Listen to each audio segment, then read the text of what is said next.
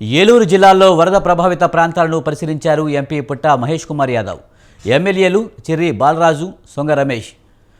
Pedavagu project ఆనకట్ట తెగిపోవడంతో వేలేరుపాడు మండలంలోని కమ్మరిగూడెంలో ఇల్లు పూర్తిగా దెబ్బతిన్నాయి. దీంతో బాధితులను పరామర్శించి వారికి ఆర్థిక సహాయంతో పాటు నిత్యావసర సరుకులు పంపిణీ చేశారు.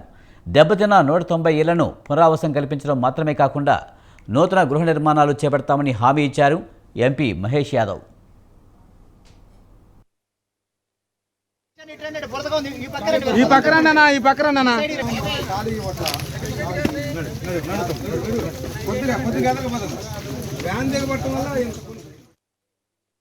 మేమందరం వచ్చాం, జరిగిన నష్టం చూసాం. భోజనాలే బాగానే ఇస్తున్నారా?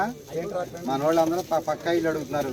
ఎంపీ గారు, ఎమ్మెల్యే గారు ఖచ్చితంగా చంద్రబాబు నాయుడు గారు, పవన్ కళ్యాణ్ గారు దృష్టిలో పెట్టి మీ కాలనీ వచ్చి ఏర్పాటు ఖచ్చితంగా చేస్తాం.